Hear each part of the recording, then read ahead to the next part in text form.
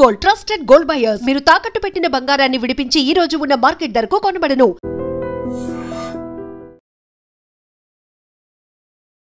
Sudden గా America అధ్యక్షుడు Donald Trump వైఖరిలో మార్పు వచ్చిందా?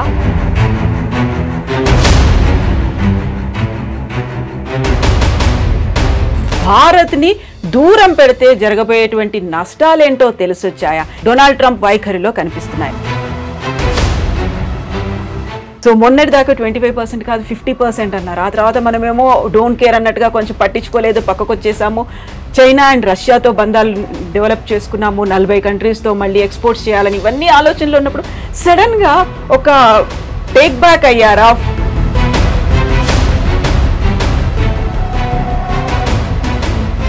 ట్రంప్ ఒక రియల్ ఎస్టేట్ సేల్స్మెన్, ఓనర్ అని చెప్పుకోవచ్చు. ట్రంప్ మెయిన్ స్ట్రాటజీ ఏంటంటే భారతదేశంతో డీల్ చేస్తున్నప్పుడు ఆయనకు ఒక మోడల్ ఏముండే,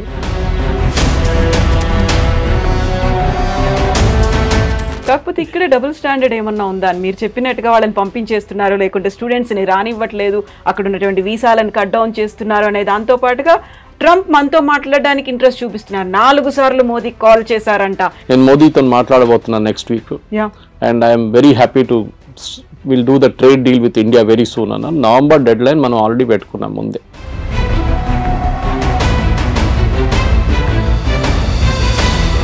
సో ఇక్కడే మనం చాలా స్టబ్బన్గా ఉన్నాం. మోదీ స్టబ్బన్గా ఉన్నాడు కాబట్టి అక్కడ కొంచెం టోన్ డౌన్ చేశాడు ట్రంప్. మనకి ఇప్పుడు తప్పని పరిస్థితుల్లో మన దగ్గరకు వస్తున్నారు అనేది. యువర్ ఎనిమీస్ మై ఫ్రెండ్ అంటాం ఇంగ్లీష్లో. సో న్యాచురల్లీ మనం యుఎస్తో మన గొడవ ఉన్నాం, మనం చేసాం డైరెక్ట్ చైనా దగ్గరికి వెళ్ళాం. అండ్ లక్కీలీ ఎస్సీఓ సమిట్ ఉండే ఆ టైంలో పుటిన్ కూడా వచ్చారు. దానికన్నా ముందు రాలేదు, పుటిన్ రాలేదు, జీ రాలేదు లాస్ట్ ఎస్సీఓకి.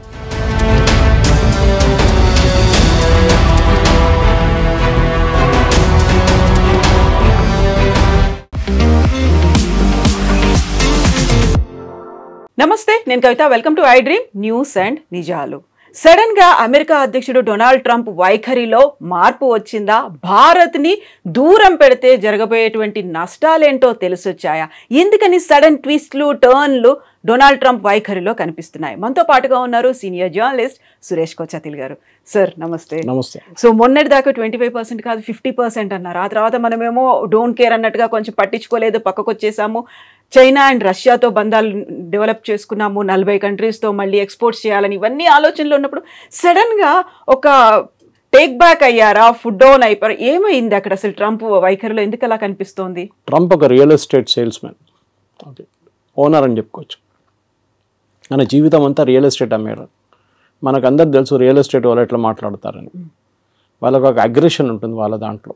ఎందుకంటే ఒక ప్రాజెక్ట్ అమ్మాలంటే మీకు అంత ఈజీగా చేయలేరు. మీరు చిన్న చిన్న పోరోలను పంపించి చేయకుండా బాస్ డైరెక్ట్లీ డీల్ చేసిన లాంగ్వేజ్ ఒకటి ఉంటుంది. అక్కడ take it or leave it అనేది ఒక లాంగ్వేజ్ ఉంటుంది. సో ట్రంప్ కూడా అంతే. సో ఆయన ఒకసారి ప్రెసిడెంట్ అయ్యారు, మళ్ళీ ఈ లాస్ట్ నెక్స్ట్ టైం మళ్ళీ ప్రెసిడెంట్గా వచ్చారు. సో ట్రంప్ మెయిన్ స్ట్రాటజీ ఏంటంటే భారతదేశంతో డీల్ చేస్తున్నప్పుడు ఆయనకు ఒక మోడల్ ఏముండే, మన వియట్నాం, యూకే ఇట్లాంటి రాష్ట్రాన్ని తీసుకొని EU ఇస్ అ యూనియన్ రాష్ట్రం అని చెప్పాలి దాన్ని. వీళ్ళందరినీ ఎగ్జాంపుల్గా తీసుకొని భారతదేశాన్ని కూడా మనం ఏమైనా చేసుకోవచ్చు, ఏమైనా చేయొచ్చు అని చెప్పి అనుకున్నారు. దాంట్లో 2 కారణాలు ఉన్నాయి. ఒకటి, రష్యన్ ఆయిల్ గురించి మాట్లాడతారు. రష్యన్ ఆయిల్ మీద మన మీద ఎంత కోపం ఎందుకు? మనకైనా ఎక్కువ చైనా కొంటున్నారు, మనం ఎన్నోసార్లు చెప్పాం. US పలేడియం కొంటున్నారు, యురేనియం హెక్సాఫ్లోరైడ్ కొంటున్నారు, ఫర్టిలైజర్ కొంటున్నారు రష్యా దగ్గర నుంచి. టర్కీ మనకైనా ఎక్కువ ఆయిల్ కొనుక్కుంటున్నారు. కానీ వీళ్ళు ఎవరిని ముట్టకుండా మన మీద వచ్చి పడ్డారు. ఆబ్వియస్ రీజన్ ఏంటంటే భారతదేశంలో ఉన్న 2-3 ప్రైవేట్ రిఫైనరీస్, దాంట్లో ఒకటి జియో, ఒకటి నారా, ఒకటి వీళ్ళు మెయిన్గా ఇంపోర్ట్ చేశారు. రష్యా నుంచి ఇంపోర్ట్ చేసి రిఫైన్ చేసి యూఎస్కి అమ్మారు, యూరోప్కి అమ్మారు, ఈవెన్ యుక్రెయిన్కి అమ్మారు. సో అమెరికన్ కంపెనీస్ ఈ ఫీల్డ్లో పనిచేస్తున్నాయి ముందు. ఏది? రిఫైనింగ్లో. అంటే క్రూడ్ ఆయిల్ తెచ్చుకొని రిఫైన్ చేయడం, దాన్ని పెట్రోల్ చేయడమో దాన్ని డీజిల్ చేయడమో ఉంటుంది. అక్కడ పెద్ద దెబ్బ. ఎందుకంటే అమెరికన్ రిఫైన్ కంపెనీస్ ఇప్పుడు వెళ్ళి ట్రంప్ దగ్గర ఏడుస్తున్నారు, భారతదేశంలో ఉన్న కంపెనీలు. దీనికన్నా ముందు మనం ఎప్పుడు ఇంత అగ్రెషన్ భారత్ కంపెనీలో చూడలేదు మనం. అఫ్కోర్స్ IOCL కానీ, BPCL కానీ, HPCL వాళ్ళు కూడా కొంటున్నారు, కానీ క్వాంటిటీస్ తక్కువ ఉంది రష్యా నుంచి. మనమే $40 కొంటున్నాం, ఇంకో $5 షిప్పింగ్ కాస్ట్, రిఫైనింగ్ కాస్ట్ పెట్టుకుంటే 45, 48 మనం 60కి అమ్ముతున్నాం. మనం అంటే కంపెనీలు ప్రాఫిట్స్ హ్యూజ్. 70 కూడా అమ్మాం ఒకసారి. ఎందుకంటే ఒకసారి మన యుక్రెయిన్ వార్ మొదలైనప్పుడు 200 దాకా పోతుంది డౌట్ ఉండే పర్ బ్యారెల్ US డాలర్. దాన్ని తగ్గించడానికి అప్పుడు బైడెన్ ఇచ్చిన సజెషన్ ఏంటంటే భారతదేశం రష్యా దగ్గర నుంచి కొనుక్కోండి మీరు, ఎందుకంటే మనకు రూబుల్ ట్రేడ్ ఉండే రష్యాతోని. మనం ఇంటర్నేషనల్ వాళ్ళు ఎందుకంటే స్విఫ్ట్ అనే ఒక ఇంటర్నేషనల్ ఫైనాన్షియల్ సిస్టమ్ ఒకటి ఉంది. ఆ స్విఫ్ట్ సిస్టమ్ ఏం చేస్తారంటే ఇప్పుడు మనం యూపీఐ ఎట్లా చేస్తాం ట్రాన్సాక్షన్, స్విఫ్ట్ కూడా అట్లనే ఇంటర్ బ్యాంక్ ట్రాన్సాక్షన్స్ ఉంటుంది వాళ్ళకి. దాంట్లో స్పెసిఫిక్గా అమెరికా కావాలని చెప్పి యూరోప్తో కలిసి రష్యాని బ్యాన్ చేసి పడేశారు. సో రష్యా ఎవరితో ట్రేడ్ చేయలేకపోతున్నారు, అది పెద్ద ప్రాబ్లం. సో రష్యా ఏం చేశారు, భారతదేశం దగ్గర వచ్చి మీరు మాత్రం రూబుల్లో ట్రేడ్ చేసుకోండి, you pay by rupee are you pay by rouble Russian currency. Trump ఫేమస్గా ఒకసారి చెప్పారు will make rouble the rubble అన్నారు, కానీ రూబుల్కి ఏం కాలేదు, ఇప్పుడు కూడా చాలా స్ట్రాంగ్గా నడుస్తుంది రూబుల్ అన్నమాట. సో ఈ ఒక పెద్ద ఎందుకంటే ఇది అందరూ అనుకుంటారు ట్రంప్కి ఇంత కోపం ఎందుకు కోపం అంటే ట్రంప్ వాళ్ళ ఫ్రెండ్స్ ఆయన ఎలక్షన్ ఫైనాన్స్ చేసిన వాళ్ళు ఈ చాలా మట్టుకు ఈ ప్రైవేట్ రిఫైనరీస్ వాళ్ళు దాంట్లో చాలా వాళ్ళు ప్రాఫిట్స్ ఇప్పుడు దాకా సంపాదించారు. సడన్గా భారతదేశంలో ఉన్న కంపెనీలు వచ్చి మొత్తం ప్రాఫిట్స్ అన్ని కొట్టుకుపోయారు. సో అది కోపం అన్నమాట. So it is nothing to do with we're buying Russian oil, దాంతో రష్యాకి డబ్బులు వస్తుంది, దాంతో యూక్రెయిన్ మీద బాంబులు వేస్తున్నారని. మనకన్నా ఎక్కువ దీనికి ఉన్న న్యాచురల్ గ్యాస్ జయశంకర్ గారు చెప్పారు ఒకసారి, మనకన్నా ఎక్కువ మనం ఒక నెలలో కొంటున్న క్రూడ్ ఆయిల్ యూరోప్ హాఫ్ డేలో గ్యాస్లో కొనేస్తుంది. ఎందుకంటే వాళ్ళకి వింటర్ టైంలో హీటింగ్కి గ్యాస్ కావాల్సి వస్తుంది. హంగరీ పోలాండ్ కొంటున్నారు. మొన్న ఆ పైప్ లైన్ మీద యూక్రెయిన్ వాళ్ళు వచ్చి బాంబు వేస్తే ప్రెసిడెంట్ ట్రంప్ తిట్టారు పట్టుకొని యూక్రెయిన్ని. ఎందుకంటే రష్యా నుంచి వెళ్తున్న ఆయిల్ ఆలోచించండి, రష్యన్ టెరిటరీ నుంచి హంగరీ పోలాండ్కి వెళ్తున్న పైప్ లైన్ ఆయిల్ పోతుంది, దాని నుంచి ఆయిల్ వెళ్తుంది వాళ్ళకి ఎవ్వరికి ప్రాబ్లం లేదు, మనం కొనుక్కోకూడదు. So this was the first problem. రెండవది ఏంటంటే మన ట్రేడ్ టాక్స్. ట్రంప్ ఏమనుకున్నారు, అన్నిటికీ 0%. సరే అండి చేస్తాం. ఇప్పుడు మీరు ఒక ప్రోడక్ట్ అమెరికా నుంచి యాపిల్ తెస్తారండి, యాపిల్ అమ్ముతున్నప్పుడు లోకల్ యాపిల్లో ఎగ్జాంపుల్ తీసుకుందాం, డజన్కి 200 రూపాయలు అనుకున్నాం, లేకుంటే డజన్కి హాఫ్ డజన్కి 200 అనుకుంటాం. భారతదేశంలో అదే దానికి 100 రూపాయలు 150 రూపాయలు ఇస్తే ఏ కొనుక్కుంటారు, విచ్ ఇస్ చీపర్. మన దేశంలో BMW నడిపిస్తున్నాడు కూడా టమాటా రేట్ బార్గెన్ చేస్తారు, అది మన కల్చర్లో ఉంది అది. సో మీరు US నుంచి వచ్చిందని చెప్పి కొనడం ఫస్ట్ నాకు గుర్తుంది, ఇప్పుడు కూడా చిన్నప్పుడు నేను కేరళకి వెళ్తున్నప్పుడు మా నేటివ్ ప్లేస్కి దుబాయ్ పెద్ద ఫ్యాషన్ అప్పుడు, I'm talking of late 70s. So మా కజిన్స్ కొంతమంది వెళ్ళారు అక్కడికి. వాళ్ళు వస్తున్నప్పుడు పర్ఫ్యూమ్లు, టీషర్ట్లు, ట్రాక్ సూట్లు, ఇంకా బిస్కెట్, చాక్లెట్లు అన్నీ తీసుకొస్తారు.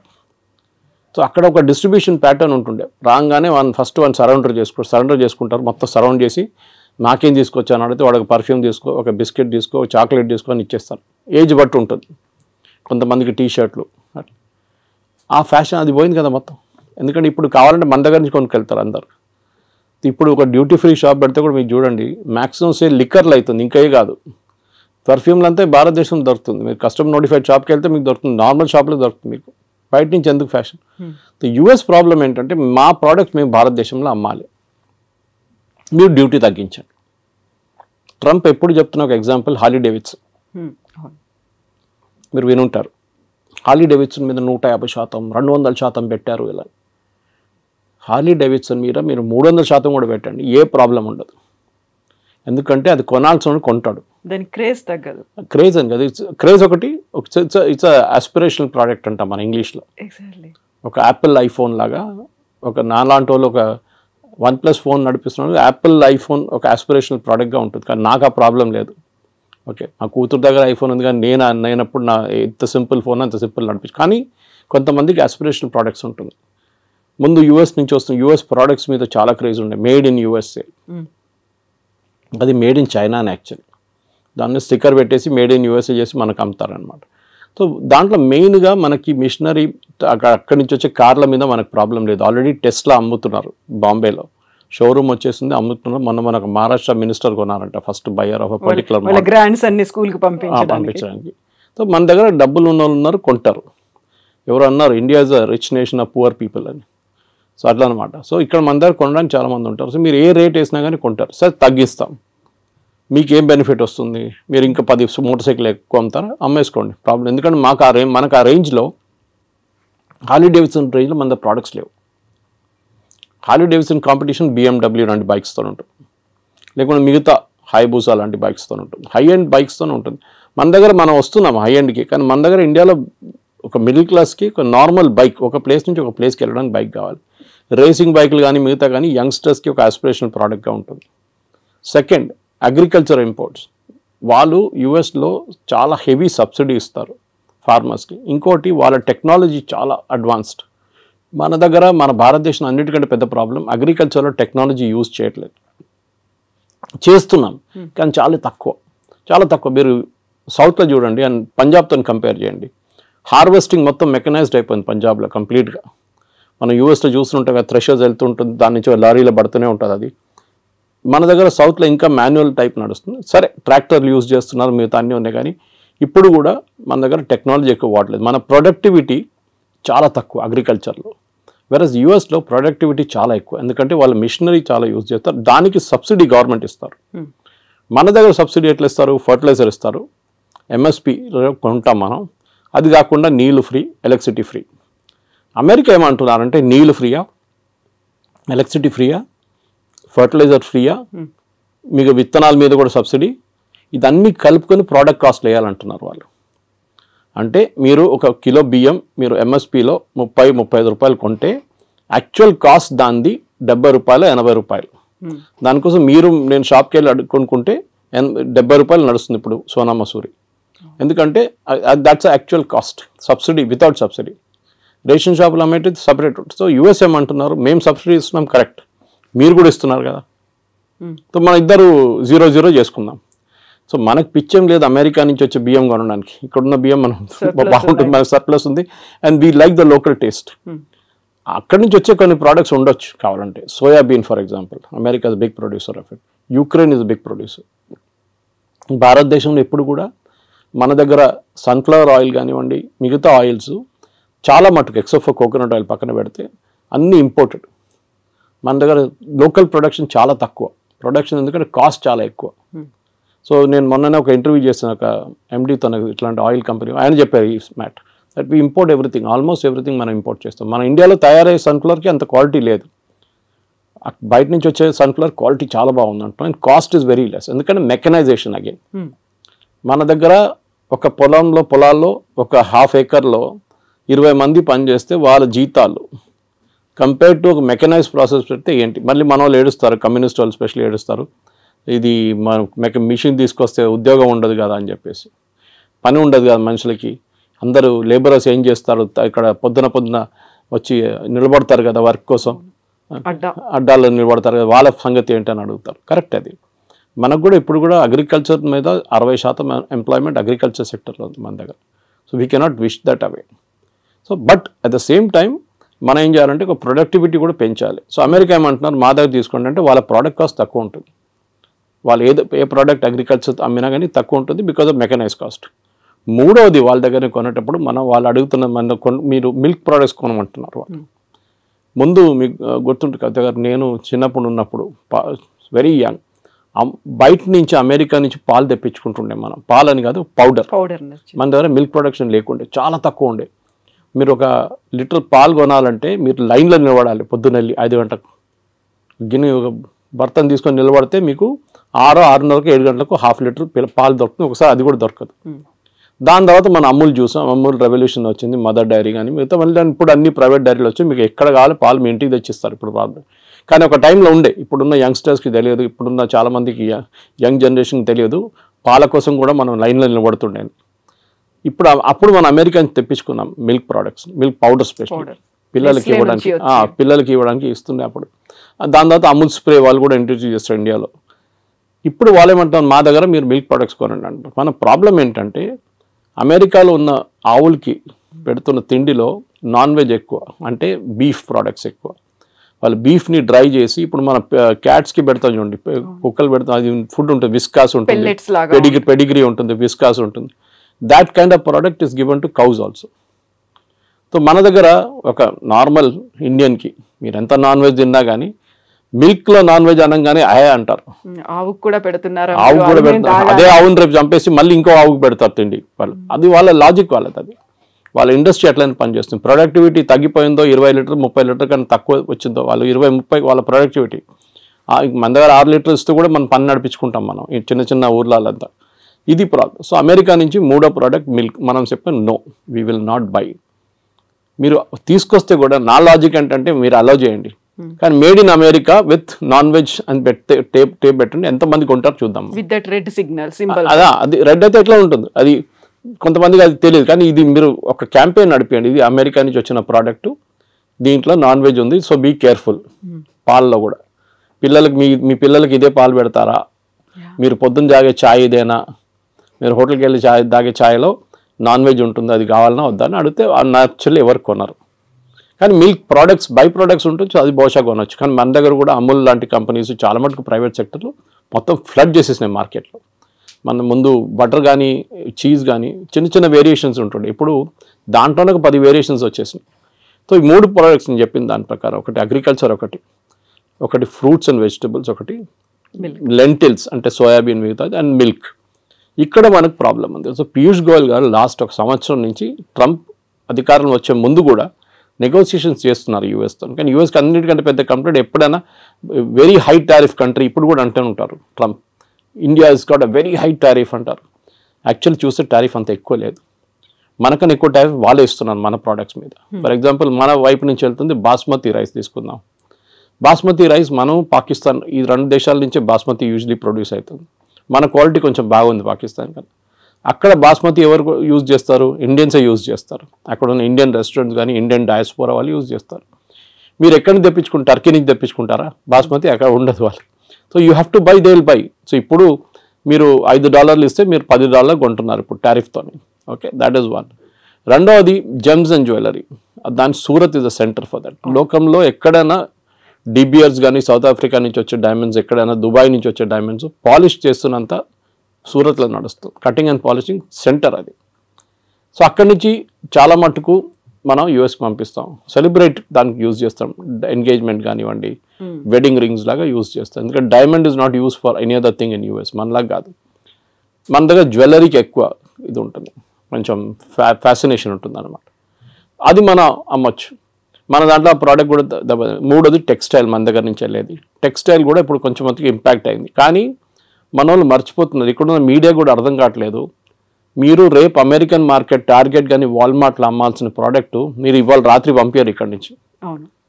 క్రిస్మస్కున్న ఆర్డర్స్ ఆల్రెడీ వెళ్ళిపోయినాయి ఇక్కడి నుంచి, కంటైనర్లు వెళ్ళిపోయింది. ఎందుకంటే వాళ్ళు ముందే 3 నెలల ముందు తెప్పించుకొని దాని డిస్ట్రిబ్యూషన్ కానీ దాని బ్రాండింగ్ కానీ మొత్తం చేసిన తర్వాతనే అక్కడ కీటెక్స్ లాంటి కంపెనీ కానీ తిరుపూర్ నుంచి లుధియానా నుంచి వచ్చిన కంపెనీ ఆల్రెడీ పంపించేస్తారు. డిసెంబర్ ఆర్డర్స్ వెళ్ళిపోయింది. ఇది మన ఆయిల్ కొంటున్నట్లనే, ఆయిల్ అప్పుడు కొంటున్నప్పుడు క్రూడ్ ఆయిల్ రేపటి కోసం కొనం మనం, జనవరి ఫ్యూచర్స్ ఇప్పుడు కొంటాం మనం, well in advance you have to plan. So అట్లా, సో మన వాళ్ళకి ఈ entire position they are not understanding. కానీ పేపర్లలో మీడియాలో ఎంతమందిని పంపించేశారు ఇంటికి, వేలాది మంది ఉద్యోగం లేదు, ఏం జరగట్లేదు. Yes, there is a expansion లేదు. కాకపోతే ఇక్కడ డబుల్ స్టాండర్డ్ ఏమన్నా ఉందా అని మీరు చెప్పినట్టుగా వాళ్ళని పంపించేస్తున్నారు, లేకుంటే స్టూడెంట్స్ని రానివ్వట్లేదు, అక్కడ ఉన్నటువంటి వీసాలను కట్ డౌన్ చేస్తున్నారు అనే దాంతో పాటుగా ట్రంప్ మనతో మాట్లాడడానికి ఇంట్రెస్ట్ చూపిస్తున్నారు, 4 సార్లు మోదీకి కాల్ చేశారంట, ఇలాంటి వార్తలు కూడా ఇవాళ ట్వీట్ చేశారు కదా ట్రూత్ సోషల్లో, నేను మోదీతో మాట్లాడబోతున్నాను next week, and I'm very happy to will do the trade deal with India very soon అన్న. నవంబర్ డెడ్ లైన్ మనం ఆల్రెడీ పెట్టుకున్నాం ముందే. పీయూష్ గోయల్ గారు ఎన్నోసార్లు చెప్పారు that we will finish the deal by November. ఎందుకంటే ఇంత పెద్ద డీల్ని మనం ఈజీగా ఫినిష్ చేయాలి. మనం ఈయూతోని మనకు ఇంకా నడుస్తుంది నెగోసియేషన్స్. యూకేతోని మనకి 3.5-4 సంవత్సరాలు పట్టింది యూకేతో ఎఫ్టీఏ కోసం, ఫ్రీ ట్రేడ్ అగ్రిమెంట్ కోసం. Most of the products India నుంచి వెళ్ళేది యూకేకి ఇప్పుడు 0%లో వెళ్తుంది. సో ట్రంప్ ఏమంటున్నాను, నేను 0% చేయలేను, మీరు నాకు 0% ఇవ్వాలి అంటే కస్టమ్స్ డ్యూటీ 0. నేను ఎందుకు చేయలేనంటే మాకు కాంగ్రెస్ నుంచి అప్రూవ్ తీసుకోవాలంటే వాళ్ళ పార్లమెంట్ నుంచి అప్రూవల్ తీసుకోవాలి, వాళ్ళు ఇవ్వరు. సో మినిమం నాకు 10-15% పెట్టాల్సి వస్తుంది. That is what 15% is. అది ముందు 5 ఉండే, తర్వాత 10 చేసి ఇప్పుడు 15, 25, మన దగ్గర 50 వేసింది.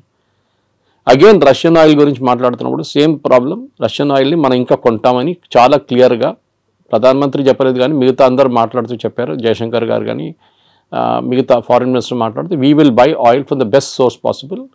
ఎందుకంటే మాకు ఎంత తక్కువ రేట్లో వస్తే అంత మంది మేము అమ్ముతాము, మేము will not by expensive oil.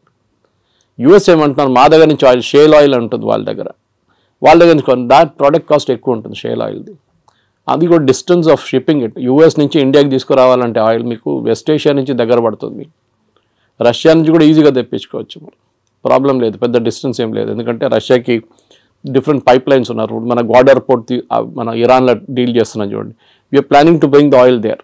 అక్కడి నుంచి మనం ఇక్కడ తీసుకురావడానికి భారతదేశం 2 రోజులు వచ్చేస్తుంది షిప్, మిగతాది 6 రోజులు 7 రోజులు తీసుకుంటుంది అనమాట. So it's all a big process.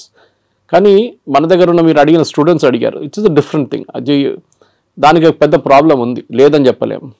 మన దగ్గర ఎస్పెషల్లీ తెలుగు స్పీకింగ్ స్టేట్స్లో యూఎస్కి వెళ్ళడం అనేది ఒక పెద్ద ఫ్యాడ్. యూఎస్కి వెళ్ళకపోతే వాడు యూజ్లెస్ ఫెలో, అమ్మాయి అని అబ్బాయి అని వాళ్ళు పనికిరారు. ఇక్కడ ఉన్న వాళ్ళు ఈవెన్ యూరోప్కి వెళ్ళి జర్మనీకి వెళ్తే కూడా నో యూఎస్కి వెళ్ళలేదు కదా నువ్వు ఫినిష్డ్. చదివారా, అక్కడ ఉద్యోగం చేస్తారు, అక్కడ పెట్రోల్ బంక్లో సూపర్ మార్కెట్లో పనిచేస్తారు.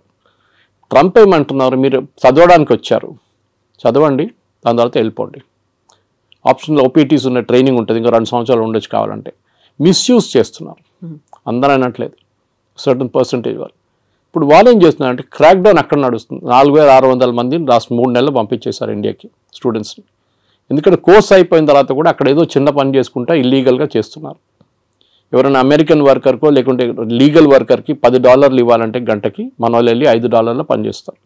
సో దట్ ఇస్ మొన్న మీరు కూడా వెళ్ళొచ్చారు యూఎస్కి, you know the situation, it is like that. అది ఎప్పటి నుంచో అట్లా ఉంది. దాని తర్వాత ఎట్లయినా గ్రీన్ కార్డ్ ఒకటి వచ్చిన తర్వాత దానికోసం వెయిట్ చేస్తారు, దాని తర్వాత సిటిజన్షిప్ నెక్స్ట్. ఇది వీ షుడ్ ఒక కంట్రీకి వెళ్ళినప్పుడు, ఇప్పుడు మనం బంగ్లాదేశ్ వాళ్ళని రోహింగ్యాలను తిట్టుకుంటాం ఇక్కడ, వాళ్ళు వచ్చి మన దగ్గర వచ్చి మొత్తం మన ఉద్యోగం తీసుకెళ్ళిపోతున్నారు, మన ఇక్కడ మన భారతదేశం ఏంటో ధర్మశాల అనేది అంటాం మనం. యూఎస్ కూడా అదే అంటున్నారు, మా సిటిజన్స్ ఉన్నారు, వాళ్ళకు ఉద్యోగం కావాలి, మీరు వచ్చి తీసుకెళ్ళిపోతున్నారు అని ట్రంప్. ఎందుకంటే ఆయన ఎలక్షన్ క్యాంపెయిన్ దాని మీద ఉండే, make America great again, American jobs protect చేస్తాం. సో న్యాచురల్లీ ఆయన చేస్తారు అది. కానీ మన దగ్గర ఏముండాలంటే high end skills, chip design ఉండొచ్చు, ఏఐ బేస్డ్ వర్క్ ఉండొచ్చు, రోబోటిక్స్ ఉండొచ్చు, దాంట్లో హై అండ్ వర్క్ చేసేటోళ్ళని ఇప్పుడు అడుగుతున్నారు. వాళ్ళంతా మిగతా లో అండ్ మాకు వద్దు. ఇది దుబాయ్లో కూడా జరిగింది. 70s, 80s, 90s up to 2000 దుబాయ్లో కన్స్ట్రక్షన్ బూమ్ ఉండే.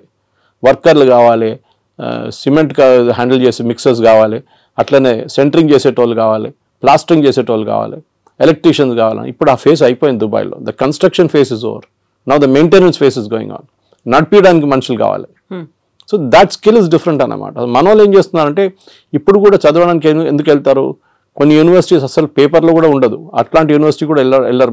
మనకు కొంచెం ఎడ్యుకేషనల్ కన్సల్టెంట్స్ కూడా ఆ బిజినెస్ చేస్తారు. వాళ్ళు లేనిపోయిన లోన్లు ఇచ్చేసి మీకు అన్ని చూపించేసి మిమ్మల్ని ఎక్కడ ఆకాశం మీద ఎక్కిచ్చేస్తారు వాళ్ళు. అక్కడ వెళ్ళినాక అంతే సంగతి, మీరు ఈజీగా అదే అయిపోతారు.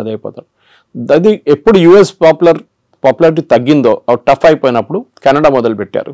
కెనడాకి పాపులేషన్ తక్కువ, వాళ్ళకి మనుషులు కావాలి అక్కడ.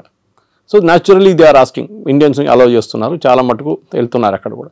కానీ అక్కడ కూడా ఒక బ్యాక్లాష్ వచ్చేసింది. ఇప్పుడు మొన్న ఆస్ట్రేలియాలో చూసాం, ప్రొసెషన్ తీశారు ఆస్ట్రేలియన్స్, మీరు వినుంటారు, టీవీలో వచ్చినా అని. వాళ్ళు ఏమంటున్నారు, ఇండియన్స్ని పంపించేసేయండి, మాకు వీళ్ళు వద్దు ఇక్కడ అని. You have created that situation. So ట్రంప్ని మీరు తిట్టి ఫైదా లేదు. We should find a way to solve the problem. Modi గారు ట్రంప్తో కూర్చొని మా పిల్లలకి 50,000 పిల్లలకి అడ్మిషన్ ఇవ్వండి అంటే మన దగ్గర నుంచి వెళ్ళే డబ్బులే కదా అది. We're spending billions. అక్కడ వెళ్ళి ఫీజులు కడుతున్నాం, హాస్టల్ దాంట్లో కడుతున్నాం, ఫుడ్ అండ్ అకామిడేషన్ కోసం కడుతున్నాం, చాలా ఉన్నాయి. అక్కడున్న యూనివర్సిటీకి కూడా వీళ్ళు కావాలి, లేకుంటే వాళ్ళు తాళం వేసి వెళ్ళిపోతారు. కానీ మీరు హార్వర్డ్ కానీ, ఏల్ లాంటి యూనివర్సిటీ, కొలంబియా లాంటిది, యూపెన్ లాంటి అట్లాంటి హై అండ్ ఇన్స్టిట్యూట్స్కి వెళ్ళేటప్పుడు మీకు ప్రాబ్లం ఉండదు. Problem is with the low and institutes. అక్కడ వెళ్ళి మళ్ళీ మీరు ప్యాలెస్టీనియన్ కాజ్ కోసం అది ఇది అని చెప్పి ప్రొటెస్ట్ చేస్తే డెఫినెట్గా పంపించేస్తారు వాపస్. ఇప్పుడు మీ సోషల్ మీడియా యాక్టివిటీస్ కూడా మనం దీని గురించి ముందు కూడా మాట్లాడాం. ఇక్కడ నుంచి వెళ్ళే పిల్లల సోషల్ మీడియా యాక్టివిటీ కూడా చెక్ చేస్తున్నారు. కొంతమంది డిలీట్ చేసేస్తున్నారు వాళ్ళ పాత యాక్టివిటీని. ఏదో గ్రేటా థన్బర్గ్ని లేకుంటే మన అరవింద్ కేజ్రీవాల్ని, ఫార్మర్ ప్రొటెస్ట్ని అంత సపోర్ట్ చేసిన వాళ్ళు చాలామంది ఉన్నారు మన దగ్గర స్టూడెంట్స్. ఆ బ్లడ్లో వాళ్ళకి కొంచెం గరం ఉంటుంది అప్పుడు బ్లడ్ అనమాట. ఇప్పుడే సడన్గా వాళ్ళకి అర్థమైపోయింది, అది తీసుకెళ్ళి యూఎస్కి వెళ్తే వాడు వీసా ఇవ్వడు నాకు.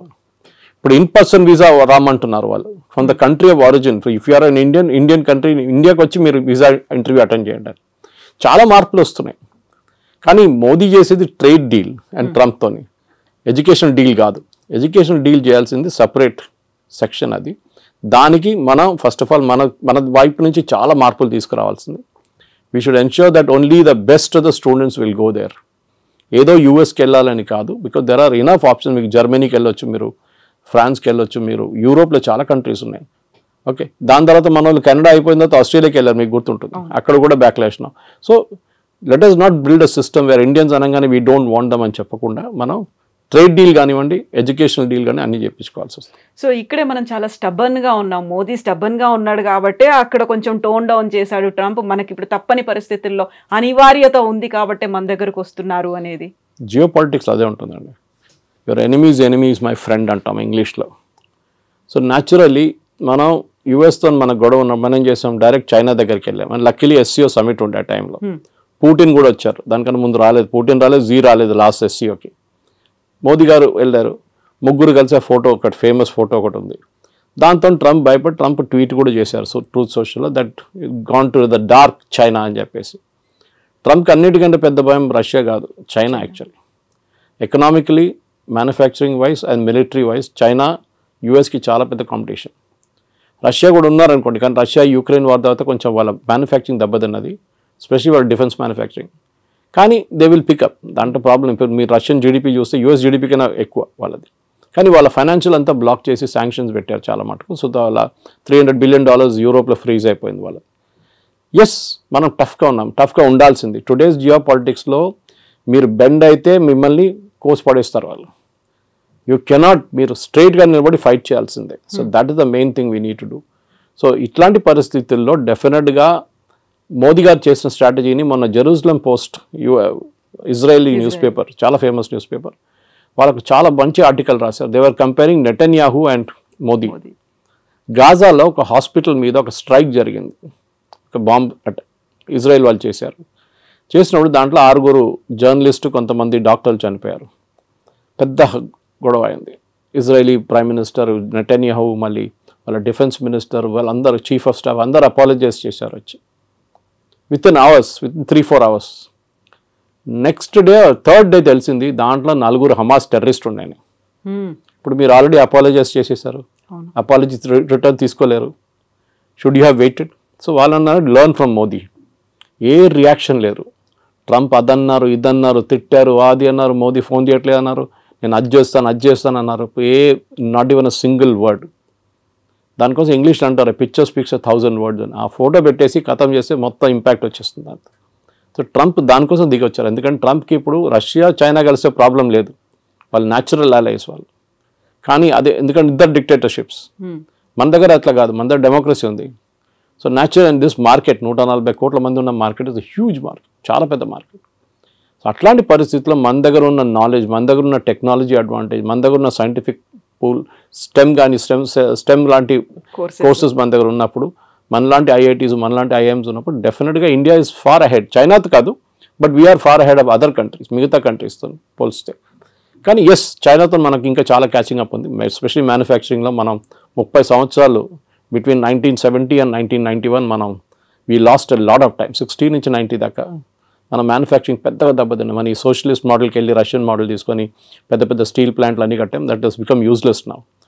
So anyway that's a different debate. కానీ మీరు అడిగిన ప్రశ్నకి ట్రంప్తోని టఫ్గా ఉండాల్సిందే. ఎక్కడికి ఎవరెవరు టఫ్గా ఉంటారో వాళ్ళతో ట్రంప్ దిగి వస్తారు. చూసాం మనం దీనికన్నా ముందు కూడా. వేరస్ మెక్సికో లాంటి దేశం, ఆయన అన్నారు, మనకు చాలా డ్యామేజింగ్ స్టేట్మెంట్ ఇచ్చారు ట్రంప్. డాన్స్ చేస్తే వాళ్ళు డాన్స్ చేస్తారు, నేను డాన్స్ చేయమంటే కూర్చోమంటే కూర్చుంటారని. Is telling a president of another country. ఆలోచించండి, నేను ఏం కావాలంటే చేస్తే మీరు చేస్తారు నా కోసం. ఎందుకంటే ఒకసారి చేశారు, టారిఫ్ తగ్గించామని తగ్గించేస్తాం. మనం sorry, we will not do it. మనకు కూడా ఒక ఆత్మగౌరవం ఉంటుంది, ఒకటి ఈగో ఉంటుంది, మనకి హెల్దీ ఈగో ఉండాలి అంతే. So we will not do it as a nation. ఇప్పుడు మోదీ గారికి చాలా ఈజీ ఉండే, అన్నిటి ఎగ్రీ అని చెప్పి సంతకం పెట్టేసి అయిపోతుండే, ఈ శాంక్షన్స్ ఏమో లేకపోతుండే. కానీ లాంగ్ టర్మ్లో డ్యామేజ్ వస్తుండే మనకి. ఆ లాంగ్ టర్మ్ డ్యామేజ్ ఇప్పుడు ఉండదు.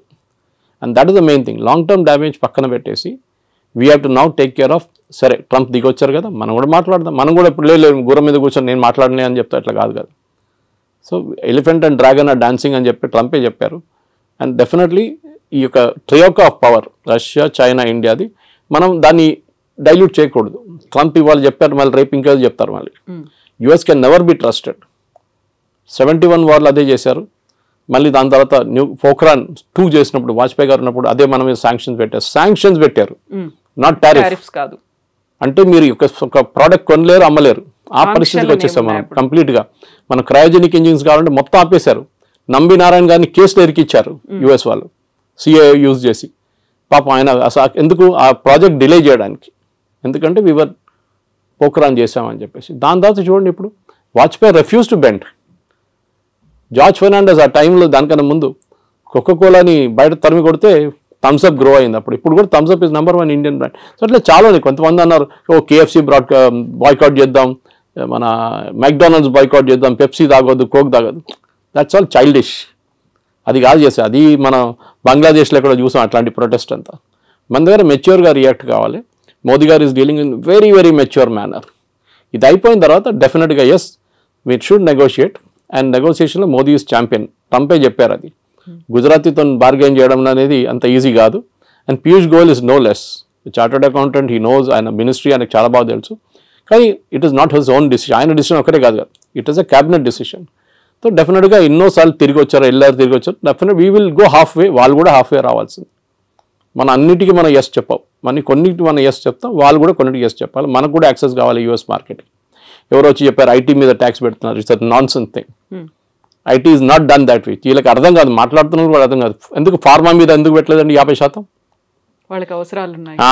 అది ఇప్పుడు మీరు ఐటీ కంపెనీస్ మీద పెడితే ఏమవుతుంది, వాళ్ళ ప్రోడక్ట్స్ ఎక్స్పెన్సివ్ అవుతుంది, మనకు ప్రాబ్లం లేదు. టారిఫ్ ఎవరు కడుతున్నారు? అమెరికన్ కన్జ్యూమర్ కడుతున్నారు. ఇప్పుడు ఇండియన్స్ కట్టలేదు, చైనీస్ కట్టట్లేదు. So this is the main thing we need to understand. So ఇవాళ పొద్దున కూడా డిబేట్లో అడిగినప్పుడు ఇంకో ఛానల్ అడిగారు, 50% ఇది మళ్ళీ పెడితే ఏమవుతుంది ఐటీ అని. ఏం కాదు. మైక్రోసాఫ్ట్ 2 లక్షల స్క్వేర్ ఫీట్ తీసుకున్నారు మన ఫైనాన్షియల్ డిస్ట్రిక్ట్లో, వాళ్ళ మెయిన్ క్యాంపస్ పక్కన. ఎందుకు తీసుకుంటారండి? They see a growth there. And అమెరికాకు ఒక్కటే కాదు కదా ఈ సాఫ్ట్వేర్ ఎక్స్పోర్ట్స్ వెళ్ళేది, లోకం మొత్తం కొంటున్నారు. విండోస్ ఆపరేటింగ్ సిస్టమ్ ఎక్కడ అన్నిట్లో ఉంటుంది, మీ ఆరకల్ ఎక్కడ కూడా వాడతారు. అమెరికా ఒకటే కాదు. It's just correct, it's a huge market, no doubt. కానీ మనం కూడా as a position of strength నుంచి మాట్లాడాలి. మా దగ్గర ఉన్న టెక్నాలజీ, మా దగ్గర ఉన్న మ్యాన్ పవర్ అండ్ మా దగ్గర ఉన్న మార్కెట్ యాక్సెస్, 140 కోట్ల మంది మార్కెట్ యాక్సెస్ కావాలంటే మీరు కూడా దిగి రావాల్సిందే. మేము కూడా కొంచెం we will also soften up, we will meet half way. అది మన స్ట్రాటజీ ఉండాలి. Yes sir, thank you so much sir. Thank you. And don't forget to subscribe to iDream. And for more videos, Please subscribe to iDream. Please subscribe to iDream. Please subscribe iDream. And please subscribe to iDream. For more videos, subscribe to iDream. please like, share and subscribe to the channel. Congratulations, iDream. Subscribe to iDream. Subscribe to iDream. So subscribe to iDream Media. iDream ki iDream team andarki huge congratulations. Please subscribe iDream Media. Please subscribe to iDream. Subscribe iDream. Please subscribe to iDream. iDream అంటే నా కళల channel subscribe చేసుకున్న నోరు తిరుగుతలేదు, మీరైతే గంట గుర్తు కొట్టండి. For more such videos, please subscribe to iDream. Subscribe to iDream. Please subscribe to iDream. Please subscribe iDream Media. Please do subscribe to iDream. Please subscribe to iDream Media. For best entertainment and information, please subscribe iDream.